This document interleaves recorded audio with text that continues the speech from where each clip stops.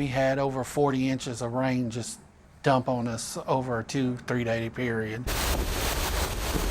It was nonstop 3 days, rain, rain, rain. The Neches River backed up, and that's when the flooding really started rising rapidly.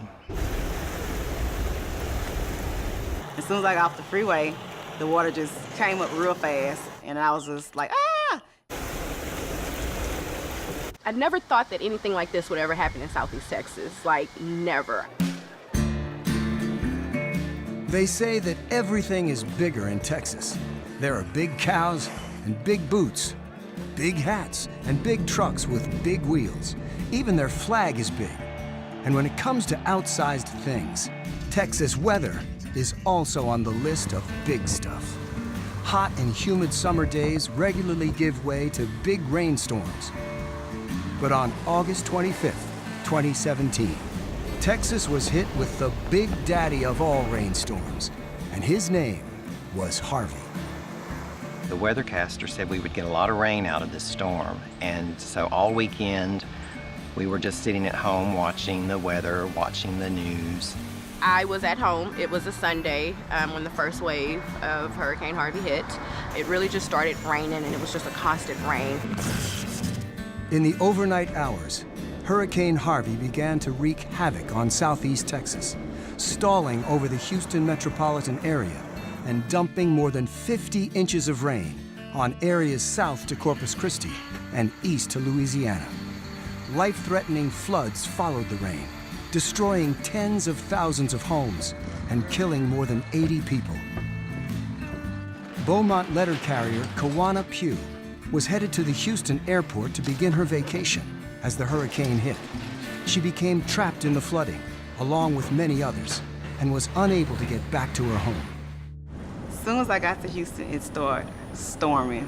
And before I could get off the highway, it already started flooding. And I went over to the gas station, and like me and a whole lot of families all stayed there all night. It was like the whole gas station was full of cars. And I'm like in the car, away from my family, by myself for 13 hours. And then at nighttime, you were so scared because your phone kept going off and it was telling you, beep, beep, you know, like flood warnings.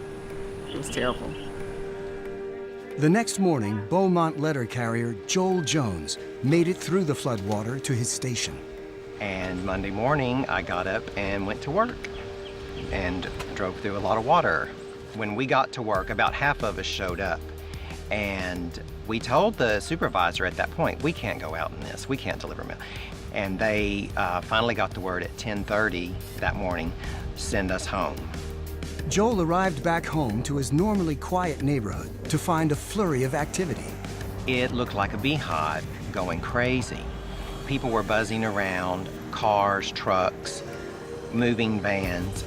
So we had to evacuate. First they said it was voluntary, and then the Sheriff's Department was coming around saying, no, it's a mandatory evacuation, you need to leave. 20 miles southeast of Beaumont, in coastal Port Arthur, the situation was equally dire. Letter carrier Ashley Carr tried to remain calm as her home filled with water. I'm trying to stay calm because I have toddlers, so I don't want to make them get nervous and they get scared. But I'm like, oh my gosh, what's happening, what is happening? I ended up having to evacuate because my kids were on top of the beds and the water was still rising. Stormwater management is a major undertaking in southeast Texas, where drainage ditches snake through nearly every neighborhood. But Harvey's massive rainfall overloaded the system, and bayous and creeks began to overflow. Throughout the Houston area, the authorities made the grim decision to release water from the region's dams in order to prevent them from overtopping. Eventually, the authorities had to release water from the dams so they wouldn't overtop. And it just made things go from bad to worse. Then that filled up the Neches River, which the Pine Island Bayou drains into, so it had nowhere to go. We were already flooding and it caused a lot more damage. And that's when the water backed up into the neighborhood. Port Arthur, in Bridge City, Orange, Nederland, the whole entire Golden Triangle is what we call it down here, and it was all devastated. Some people had evacuated before the storm hit, but others didn't heed the warnings and became stranded in high water. A lot of people did not take the warning and leave, and unfortunately the warning to leave was not issued until about 2 days prior. Port Arthur letter carrier Ebony Nobles is an active duty reservist in the U.S. Army. As a CCA, she has delivered mail in many of that city's neighborhoods most affected by the flooding. When the neighborhoods became inundated, Ebony worked to help evacuate many stranded residents through her affiliation with the Southeast Texas Navy and the Louisiana Cajun Navy, two civilian organizations that assist in search and rescue efforts. We actually worked all over because we had high water vehicles, basically vehicles that can travel through about 5 to 6 feet of water. Search and rescue! This area needed boats. So once I got with the Navy, I organized via phone just rescues over the phone, calculated via Facebook who needed to be rescued, what areas, and then once I came out here, we worked actually by the seawall. Working feverishly from her cell phone, Ebony coordinated rescues of dozens of people, including several postal colleagues. Ashley Carr was one of them. Ebony was texting a lot of us in a group message telling us, hey, if you need to be rescued, let me know. Give me an address. Do you know someone who needs help? Give me an address. Do you need food and water? We'll come bring it to you. She was awesome. She was great. We actually did boats through here. Most of them were on top of their roofs. So with the water being about mid-level, they would either jump or some of them were actually in the water. So they would swim to us. Once the levees broke, the water started rushing in here pretty fast.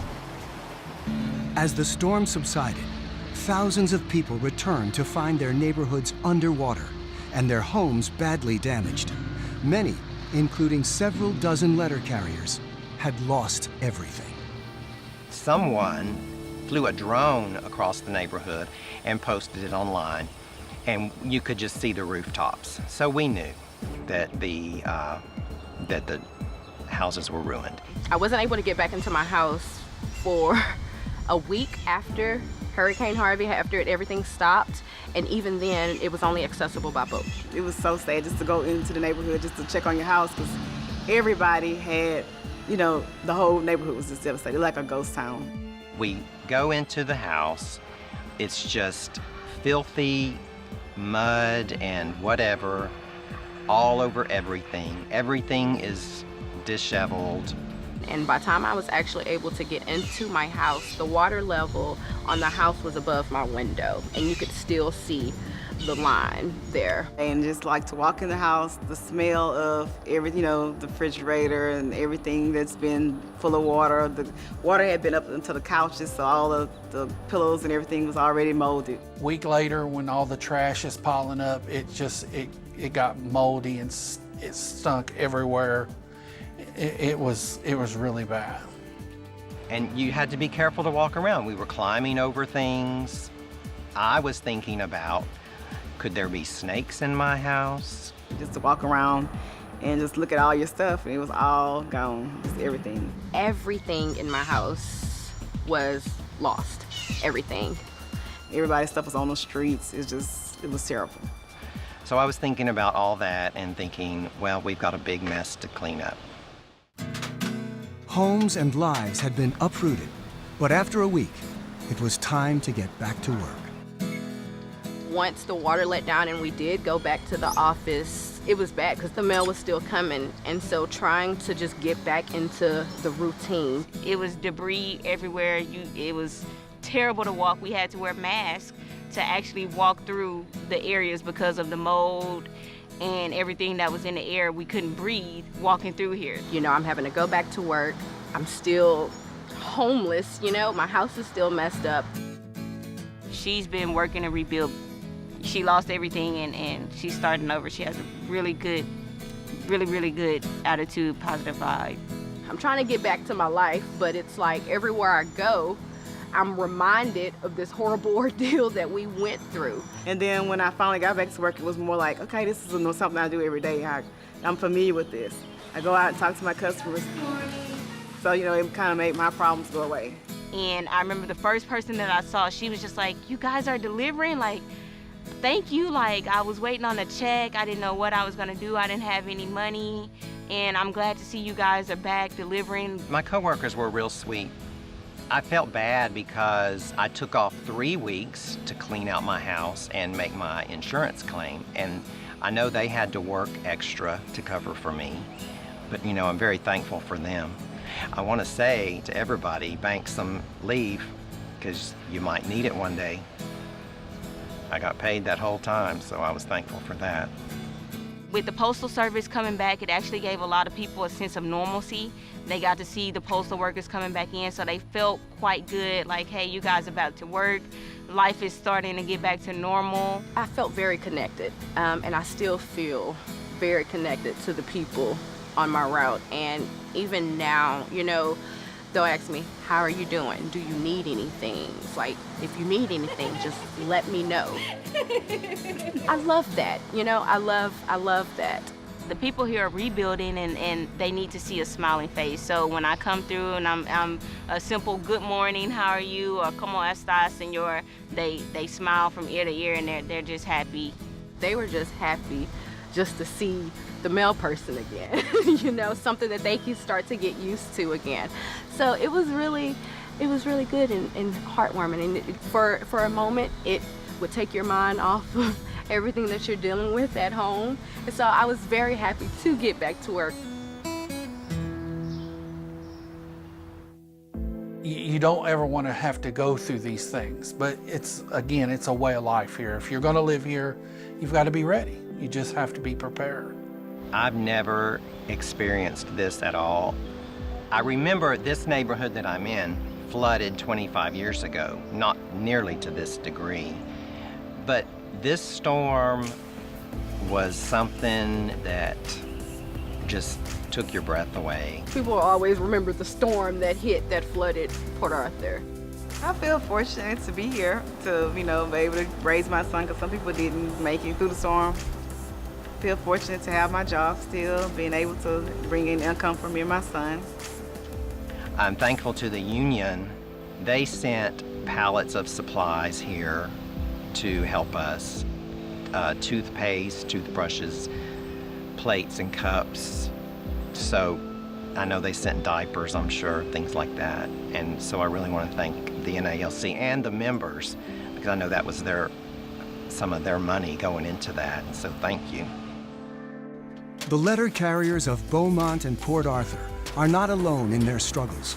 There are hundreds of letter carriers in Texas and Louisiana who are still dealing with the aftermath of Hurricane Harvey, rebuilding their own lives and supporting the many customers on their routes who are doing the same. Perhaps CCA Ebony Nobles said it best when she spoke of why she chose not to evacuate once she knew that her neighborhood was safe.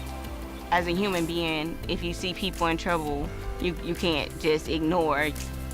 I felt like I needed to do something. That's what I wanted to do. I could have left, but I wanted to stay and make sure that I was here to help. Being there to help, it's what letter carriers do.